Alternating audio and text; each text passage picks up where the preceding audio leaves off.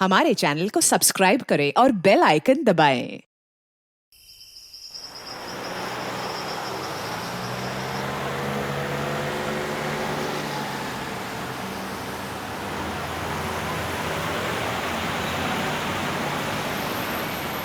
ये तो हमारी गाड़ी है।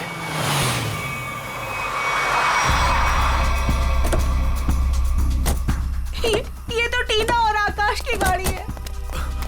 Oh my God! आकाश, टीना, बच्चे नहीं है। मैं एक बार फिर से फोन करता हूँ। गाड़ी यहीं पर है तो दोनों बच्चे भी यहीं पर होने चाहिए। कैसे डरावनी जगह है, कितना घना जंगल है ये। पता नहीं टीना और आकाश को यहाँ गाड़ी रोकने की क्या जरूरत थी। दोनों में से किसी का भी फोन नहीं लग रहा है। लूटपाट का मामला तो नहीं लगता है भाई साहब। बच्चों को सारा सामान गाड़ी में ही है। ऐसे बीच सड़क पे बच्चे गाड़ी छोड़ के गए कहाँ? समझ में नहीं आ रहा मेरे दोनों बच्चे कहाँ चले गए। क्या हो गया उनको? मीरा कुछ नहीं होगा हमारे बच्चों को। शांति रखो, घबराओ मत। आओ यहीं कहीं आसपास देखते हैं।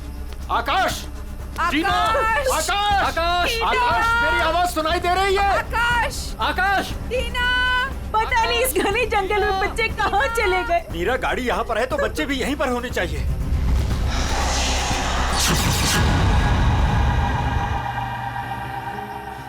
भाई साहब, कहीं कोई कुछ भी नहीं है वहाँ। यहाँ पर भी नजर नहीं आ रहा है। सन्नाटा। चुप हो जा।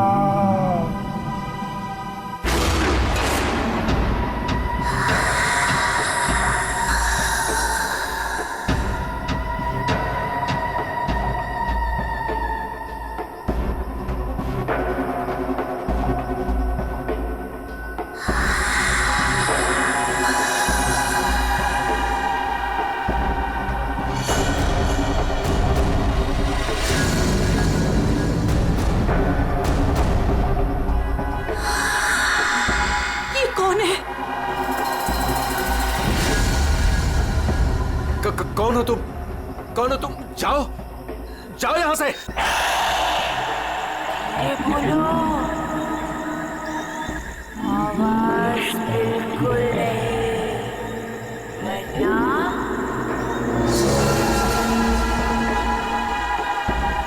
वो आ जाएगी। कौन आ जाएगी? कौन आ जाएगी? वही आएगी जो अपना सर हाथ में लेकर घूमती है।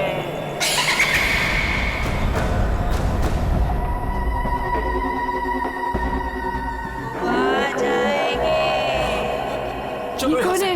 जल्दी, आ जाएगी। चलो गाड़ी में बैठो, जल्दी। वो आ जाएगी। वो आ जाएगी। वो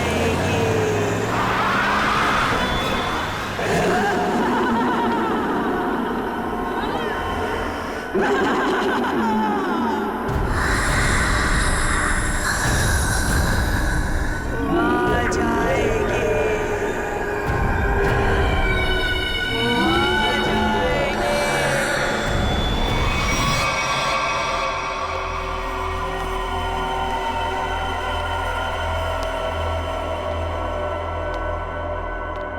और तभी एक औरत आई। उसका सर नहीं था। वो मुझे मारने आई थी। वो मुझे मारने आई थी। उसका कटा सर उसके हाथ में ही था। वो मुझे मार डालेगी। वो मुझे मार डालेगी। बचा लो मुझे। वो मुझे मार डालेगी। ये क्या हो गया मेरी वत्सला को? कैसे बर्ताव कर रही है? अब क्या करूं मैं?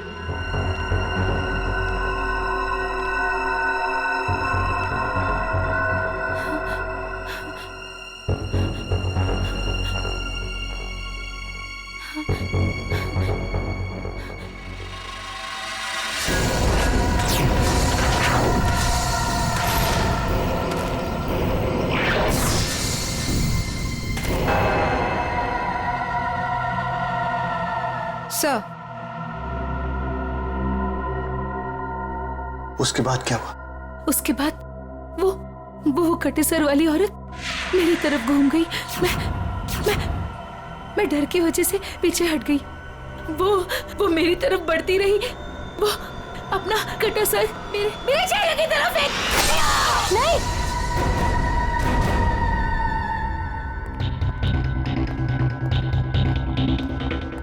डॉक्टर साहब, क्या हुआ है मेरी वाइफ को? मिस्टर नमित, देखिए ना डॉक्टर साहब के साथ क्या किया वत्सला जी ने। 10 इंजेक्शन दे चुका हूँ शांत करने के लिए, लेकिन कोई असर ही नहीं हो रहा। लेकिन हुआ क्या है वत्सला को? इनका दिमाग एक सरकटी औरत के बारे में सोच रहा है। उसकी चाल डाल, उसका रवैया और पता नहीं क्या क्या इसके दिमाग में घुस गया है। Oh my God! डॉक्टर साहब, मेरी वाइफ ठीक तो हो जाएगी ना?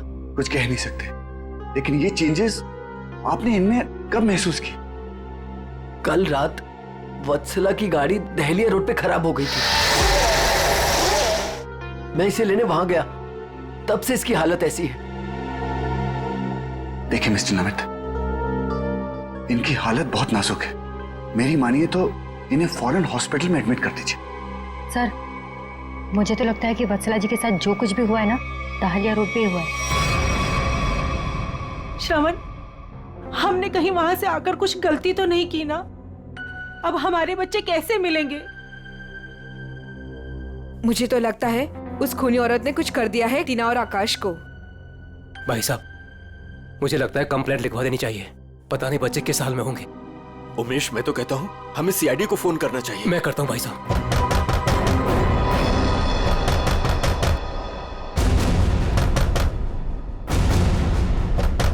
ये इस तरह से दरवाजा कौन पीट रहा है? मैं देखता हूँ।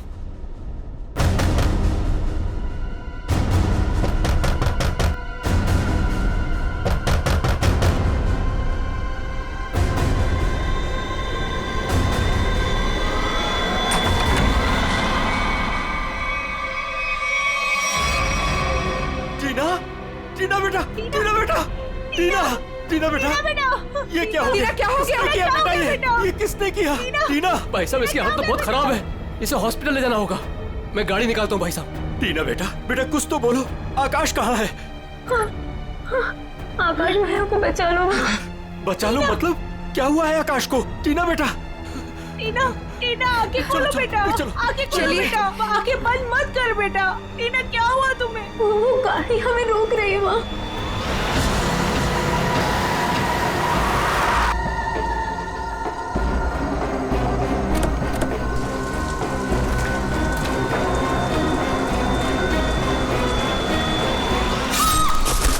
ये कहाँ जा रहा?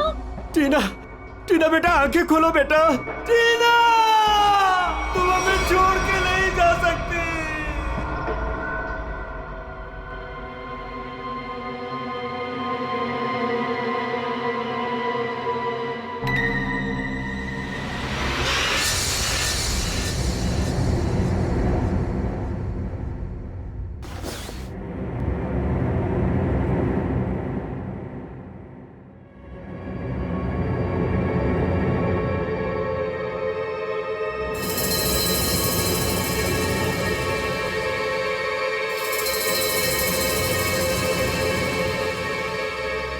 नहीं डॉक्टर साहब, मैं अपनी वाइफ को किसी भी हॉस्पिटल में एडमिट नहीं करने वाला।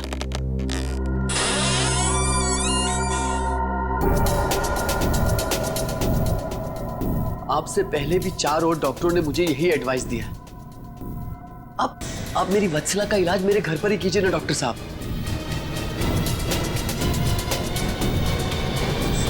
मैं अपनी वत्सला को अपने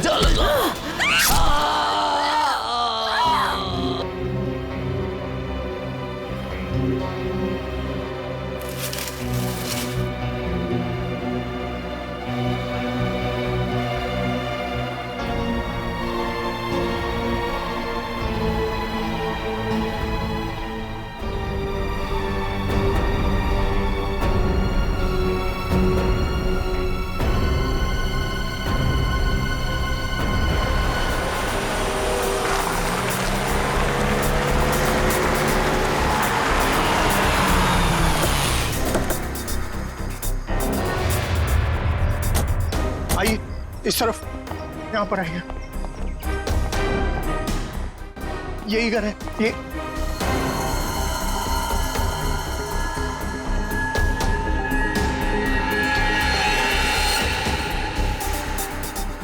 लगता है यहाँ पे जबरदस्त हाथापाई और तोड़फोड़ हुई है। चारों तरफ खून, सामान बिखरा पड़ा है। मिस्टर अमन, आपको कल रात ही हमें खबर कर देनी चाहिए थी। लेकिन सर, नमित के शरीर पर इतना खून देखा कि मैं डर गया था। हाँ सर। जिस किसी भी हथियार से विक्टिम पर हमला किया गया है वो हथियार काफी तेज धार वाला होगा। सालुंके साहब, आपको कैसे पता चला? ये देखो, ये छोटी छोटी बूंदें देख रहे हो खून की, ये एक धार नहीं, सीधी। सर लगता है किसी चाकू या छोटे खंजर का इस्तेमाल किया गया है। पता नहीं जिसको भी इसने मारा है वो जिंदा है या नहीं। और ये खून से सने हुए पांव के निशान तो घर के अंदर की तरफ जा रहे हैं। तो यहाँ पर नमित के अलावा कोई और भी रहता है क्या? हाँ, उसकी वाइफ। ओह माय गॉड, कहीं उससे तो कुछ नहीं हो गया। अभी जी, देखो देखो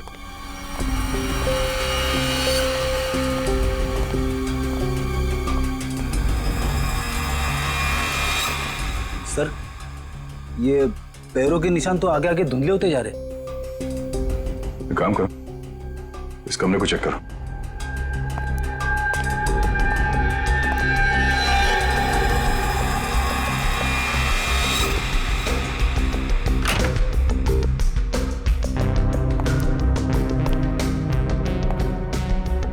बेड पर तो कोई खून नहीं।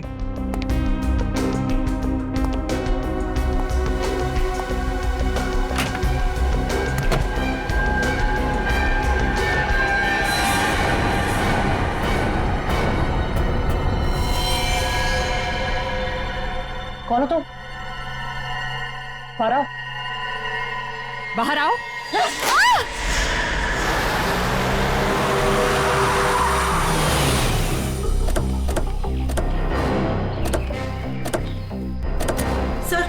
सर यही है मेरी टीना और आकाश की गाड़ी।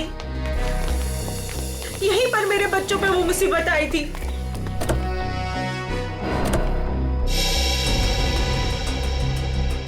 सर, वो उस जगह पे खड़ी थी वो भयानक दिखने वाली लड़की।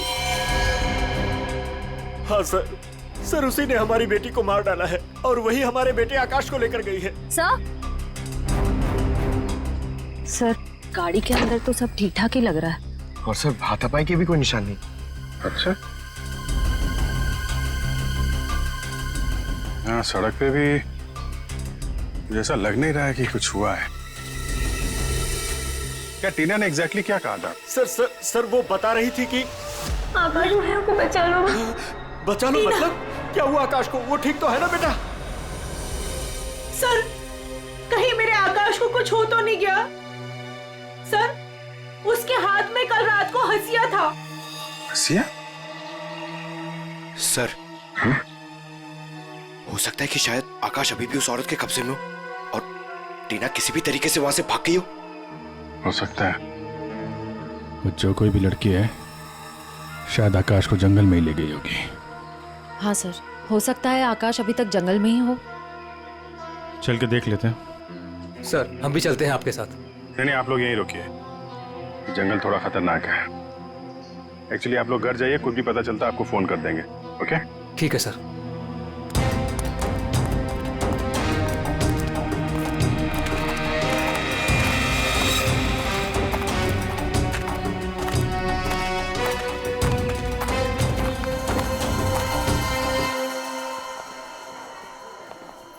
डॉक्टर साहब, वो आदमी कहाँ है जो खून से लथपथ आपके हॉस्पिटल में आया था? सर, वो आदमी अंदर है। तो अब होश में है या अभी भी बेहोश है? नहीं, अभी होश तो आ गया है उसे, मगर थोड़ी बहकी बहकी बातें कर रहा है। क्या हम उनसे मिल सकते हैं? जी बिल्कुल, आइए।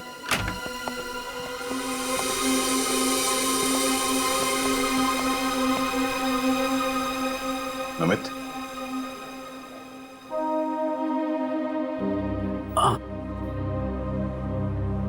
कौन? हम लोग सीआईडी से हैं। क्या तुम बता सकते हो कि ये तुम्हारे साथ कैसे हुआ? मार डाला मुझे। मेरी वत्सला ने मुझे मार डाला। पूछिए अमन से, मुझे मुझे रोज रोज पिटती थी, पर मैंने कभी भी गुस्से से उसे नहीं घूरा। हाँ सर, मैं हमेशा इस बेचारे की दर्द भरी आवाज सुनता था। मैं समझ जाता था कि भाभी जी का बेलन इसके सर पर बज रहा है। नमित, हम तुम्हारी पत्नी से मिल चुके हैं। कुछ ना कुछ तो गड़बड़ हुआ है उसके साथ, लेकिन अचानक वह ऐसा बर्ताव क्यों करने लगी? भगवान, पता नहीं, जब से दहलिया रोड से आई है किसी सरकटी औरत के बारे में बात करती है और किसी पर भी टूट पड़ती है, जैसे जान ले लेगी वो किसी की भी। फिर दहलिया रोड, मतलब जो भी गड़बड़ है वो इस दहलिया रोड पे ही है।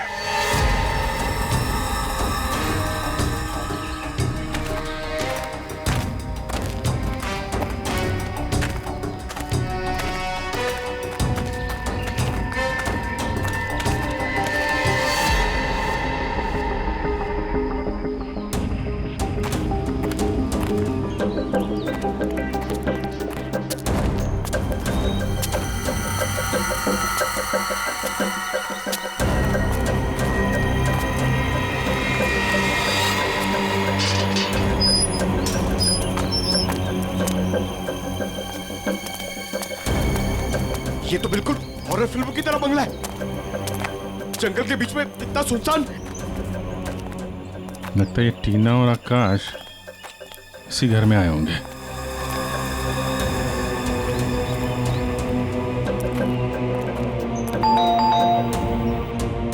ज्यादा फिल्में मत देखा करो।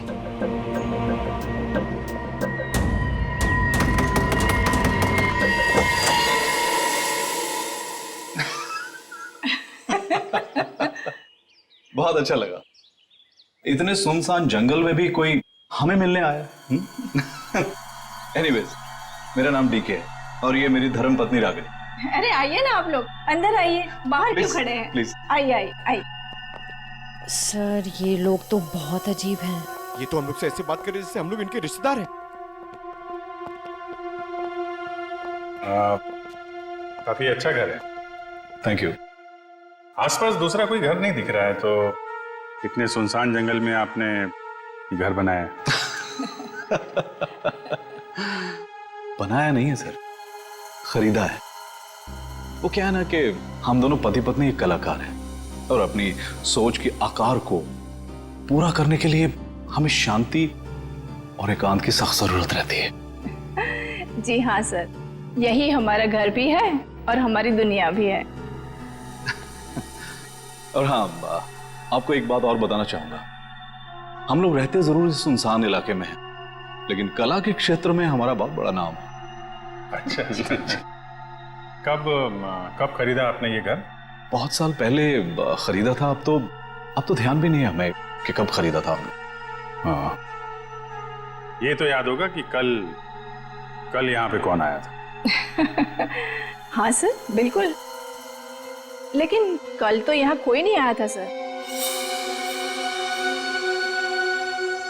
ये फोटोज देखिए, ध्यान दीजिए और सोच के बताइए, क्या इन दोनों में से कोई भी कल यहाँ आया था? नहीं मैडम, इनको हमने पहले कभी नहीं देखा।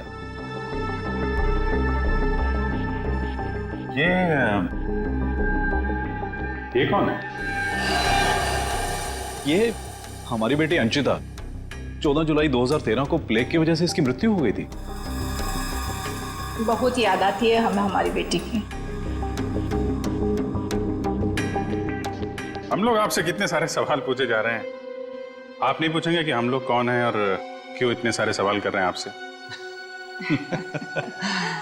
कौन है आप लोग, आप बता दीजिए। हम लोग कौन है घर के अंदर? नहीं, कोई नहीं है। नहीं, कोई है।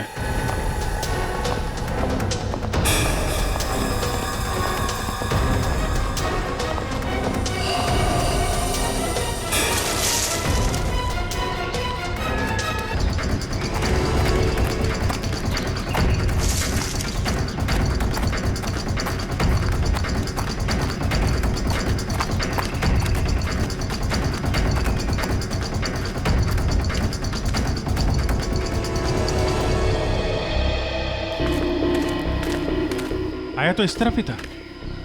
कहीं हमें देखकर छुप तो नहीं गया? हो सकता है आकाश भी उसी का साथी होगा शायद। देखते हैं।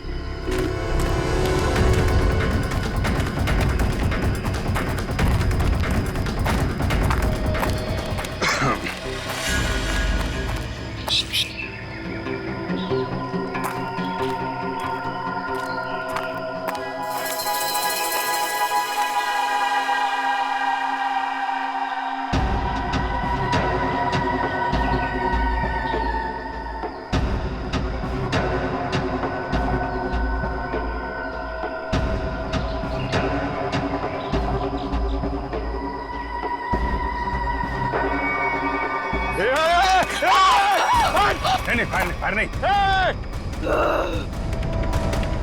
कर नीचे। कौन हो तुम? क्या कर रही थी उस घर के अंदर? हसिया नीचे फेंको। टीना को तुमने मारा था ना? आकाश का है। धीरे बोलो, वो सुन लेगी।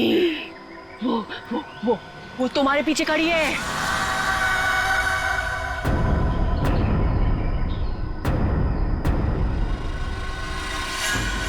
कौन है हमारे पीछे?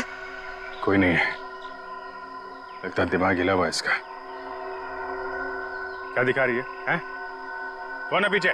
वो तुम्हारे पीछे बिना सर वाली औरत अपना सर हाथ में लेके दिखा रही है। सर, ये उस सिरकटी औरत की बात कर रही है सर। वत्सला जैसी बातें कर रही है। हमारे पीछे कोई नहीं है। किसकी बात कर रही हो तुम? ऐसे नीचे करो, नीचे रखो। मैं मार दूंगी उसे। मैं मार दूंगी उसे। मैं मार दूंगी।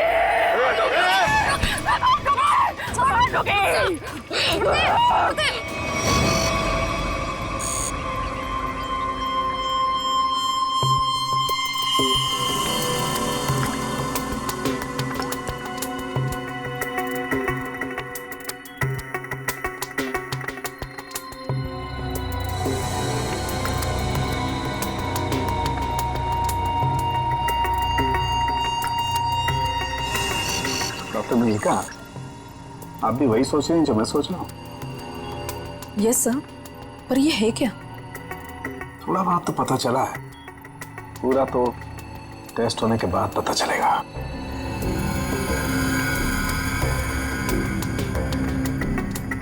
सर, मुझे लगता है कि आप ये कलर एरिया देख रहे हैं। ये ब्रेन टेल की नर्व्स की तरफ आ रहा है। इन दोनों औरतों के दिमाग के साथ छेड़छाड़ी की गई है।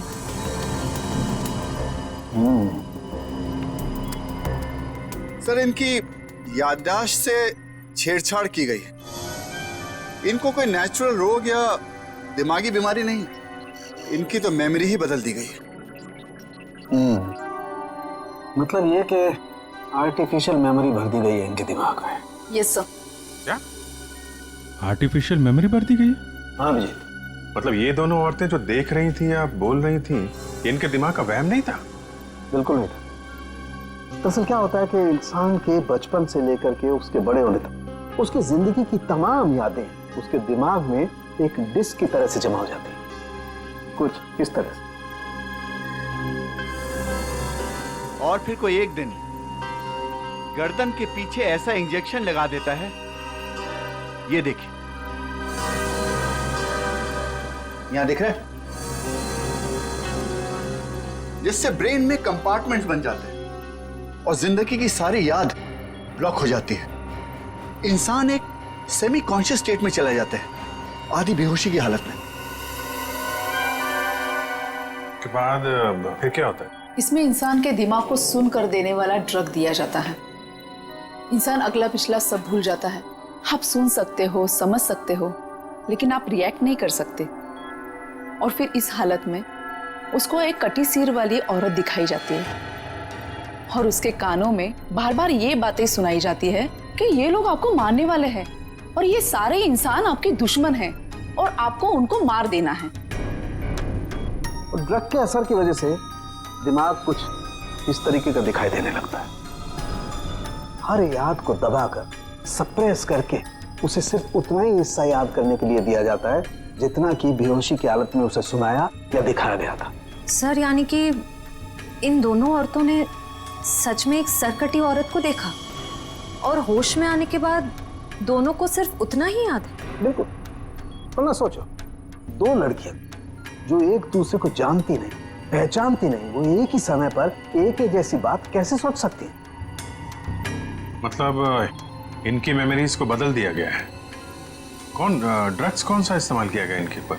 डोडियन और हेपिस जैसे न्यूरॉन अफेक्टिंग ड्रग्स। ये ऐसी दवाइयाँ जो ब्रेन की मेमोरी लोकेशंस को नष्ट कर देती है। आपको ये भी याद नहीं रहेगा कि आप हैं कौन, और आपको उतना ही याद रहेगा जितना आपको बताया जाएगा। हमारे टेस्ट में भी काफी ऐसे ड्रग्स मिले हैं जो याददाश्त मिटाने के लिए काफी हैं। और हाँ, इन्हें हल्के इलेक्ट्रिक शॉक्स भी दिए गए। मुझे नहीं लगता ये लड़कियां कभी भी ठीक हो सकती, क्योंकि इस बीमारी का अभी तक कोई एंटीडोट इजाद नहीं हुआ है और हिप्नोसिस में महीनों लग जाएंगे। और फिर भी इस बात की गारंटी नहीं है कि इनकी खोई हुई मेमोरी इन्हें वापस मिल सकती है। अरे सर, ये सब सुन सुन के मेरा सर फटने लग रहा है। सर, आप मेरा ब्रेन मैपिंग कर लीजिए।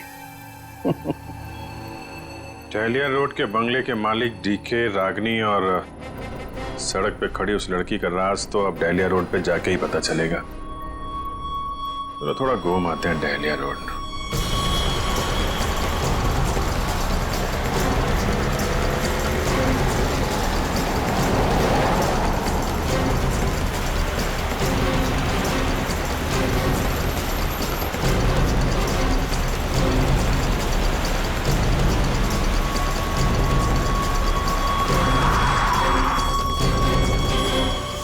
ये हमारी बेटी अंचिता है। 14 जुलाई 2013 को प्लेग की वजह से इसकी मृत्यु हो गई थी। ये तो वही लड़की है, डीके और रागिनी की मरी हुई बेटी।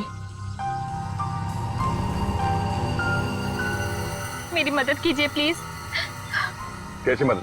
मेरा मतलब क्या मदद चाहिए आपको? मेरे मम्मी पापा अचानक से बेहोश हो गए। मैंने बहुत कोशिश की उन्हें उठाने की, पर वो नहीं उठे। कहाँ है कहाँ आपके मम्मी पापा? घर पे आके देखिए ना प्लीज, पास में है। चलिए आइए। आइए, कहाँ पर है?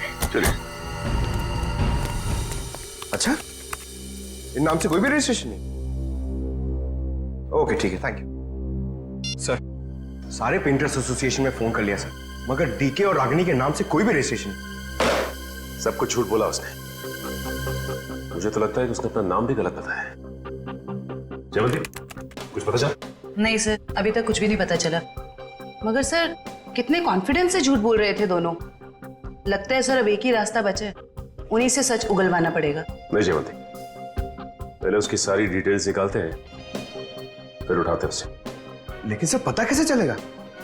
एक काम करो, डहलिया हाउस में जो उनकी तस्वीरें खींची गई थी उन्हें क्रिमिनल डाटाबेस से और मिसिंग केस फाइल से मैच करवा के देखो, शायद असलियत सामने आ जाए। आइए। यहाँ इतनी रोशनी कम क्यों है? वो घर आबादी से दूर है ना, इसलिए वोल्टेज थोड़ा कम है। ये देखिए। दोनों एक साथ कैसे बेहोश हो गए? कहीं इस लड़की ने तो कुछ नहीं कर दिया?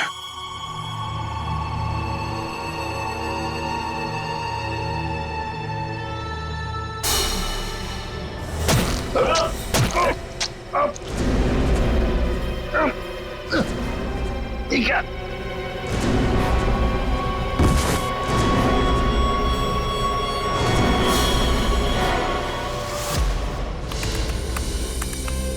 सर, दोनों फोन्स के सिग्नल नहीं मिल रहे हैं। सर, कुछ सेकंड्स पहले तक अभिजीत सर और दया सर का फोन दहलिया रोड पे बता रहा था, लेकिन अभी लोकेशन नहीं दिख रही है।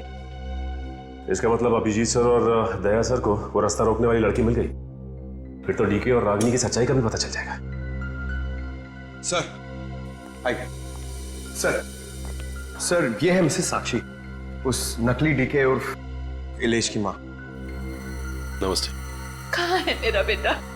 कहाँ है इलेश? ये ऑफिसर कह रहे हैं उसका नाम डीके है उसकी एक पत्नी है जिसका नाम है रागिनी। ये कैसे हो सकता है? ये सब झूठ है। जी नहीं, ये सच है। एक छानबीन के दौरान आपके बेटे और उस औरत से मुलाकात हुई हमारी, जो अब डीके और रागिनी बने बैठे, और उसी छानबीन में मिसिंग कंप्लेन से उनकी सच्चाई भी पता चली। मैम, आप हमें बता सकते हैं कि आपके बेटे इलेश ने अपना नाम बदल के डीके क्यों रख लिया? मेरा बेटा अपना नाम क्यों बदलेगा? मुझे इस बारे में कुछ नहीं पता। देखिए माता जी, वो रागिनी उर्फ नीता के साथ में कहीं छुपा हुआ बैठा है। अब ये औरत को जानती है? ये लड़की कौन है और कैसे मेरे बेटे की जिंदगी में आई, मुझे कुछ नहीं पता। देखिए मैडम, उस औरत के माँ बाप तो मर चुके हैं। बस आप ये बता सकती हैं कि जुलाई 2013 से पहले ऐसा क्या हुआ था जो आपका बेटा घर छोड़कर चला गया? नहीं, मेरा बेटा घर छोड़कर नहीं भागा था। हाँ, इलेश दिमागी तौर पर बीमार रहता था, तो एक बड़े साइकोथेरेपिस्ट के पास उसका इलाज चालू था, और उसी थेरेपी की सिटिंग के लिए वो डॉक्टर के क्लिनिक गया था, और फिर वो वापस ही नहीं आया। अच्छा मैम, ये बताइए कि नाम क्या है इस थेरेपी क्लिनिक के डॉक्टर का?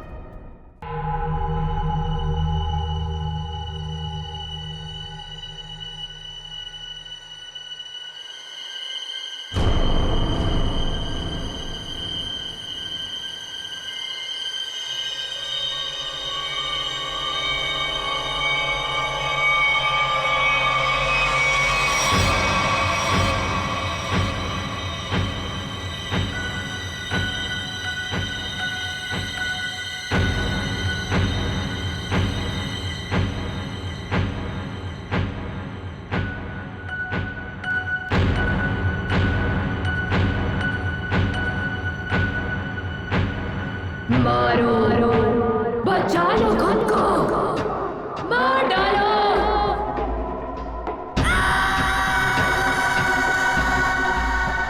मारो, मार डालो, सब दुश्मन है तुम्हारे।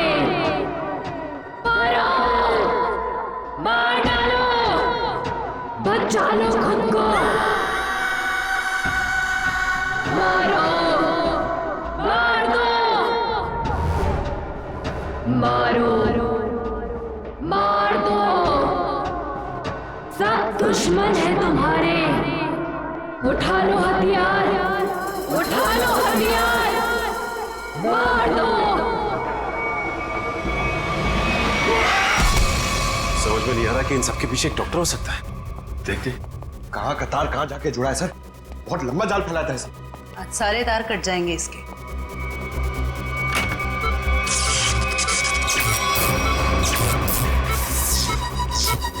Oh my God.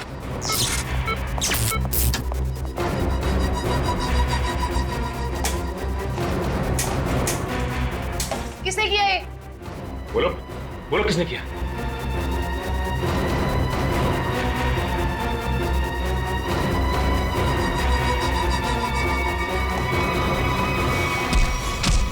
बता कौन है इन सबके पीछे? तुम उस बिना सर वाली औरत के साथ मिले हो ना? मैं नहीं,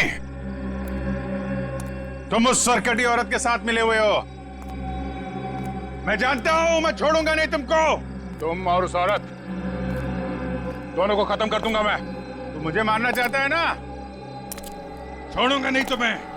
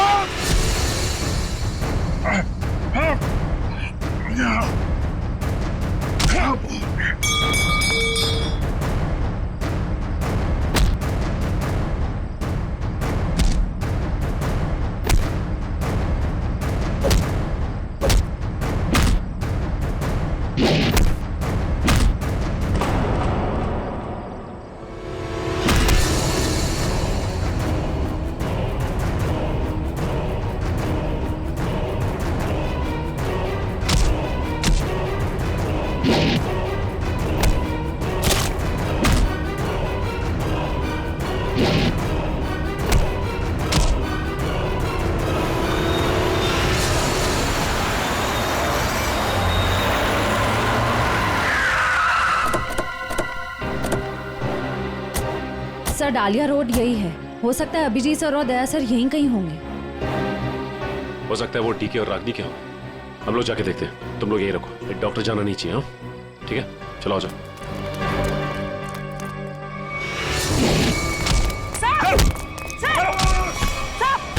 अभिजीत सर, क्या कर रहे हो आप लोग? सर, क्या कर रहे हो आप लोग? संभालो। क्या कर रहे हो? अभिजीत सर, सर क्या कर रहे हो? Please, please. नहीं सर। चल जल्दी, चल। एंटीडोट दे जल्दी। संभालो।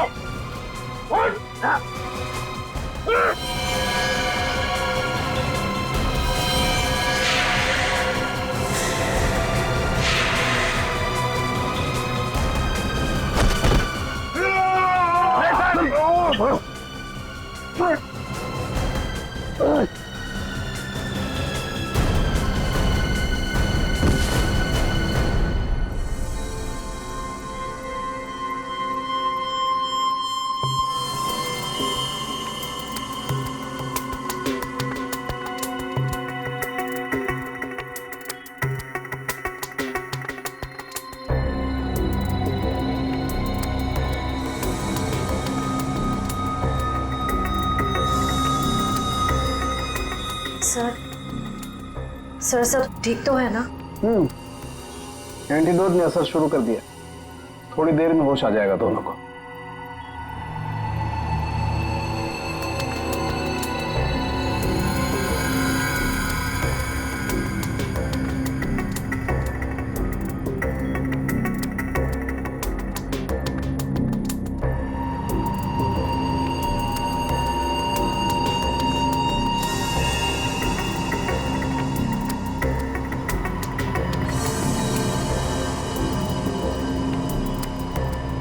शुक्र मनाओ डॉक्टर सालुंके, अगर ये दोनों ठीक हुए हैं तो सिर्फ मेरी वजह से।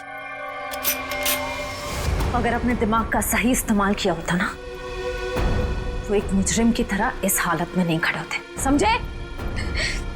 विकास अंकल, आपकी वजह से मैं भी एक मुजरिम बन के रह गई। अभी तो सिर्फ तुम दोनों का गुनाह सामने आया है। जिस दिन तुम दोनों को सजा मिलेगी ना, उस दिन समझ में आएगा कि गलत राह पे चलने का अंजाम क्या होता है।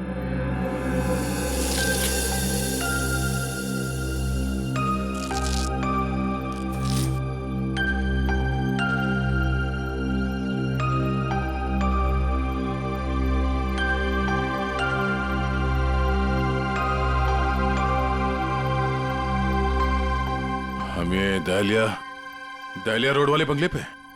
नहीं यार, न्यूरो सेंटर में है भाई।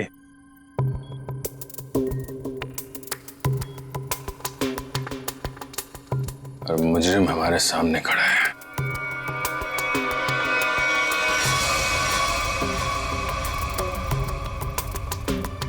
अच्छा एक बात बताओ, तुम्हें अभी वो कटे हुए सिरवादी औरत और वो भयानक आवाज से तुम ही सुने थे? सर वो तो उस वत्सला के दिमाग में था, और वो जंगल वाली लड़की के दिमाग में भी वो जो हंसिया लेके घूम रहे थे।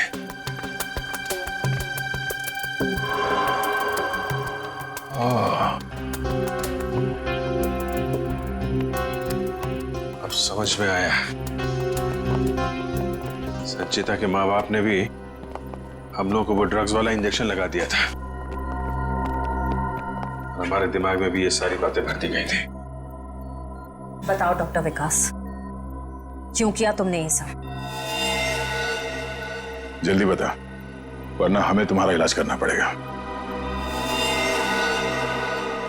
क्या बताऊं, डॉक्टर सालुंके ने सब कुछ समझा तो दिया था।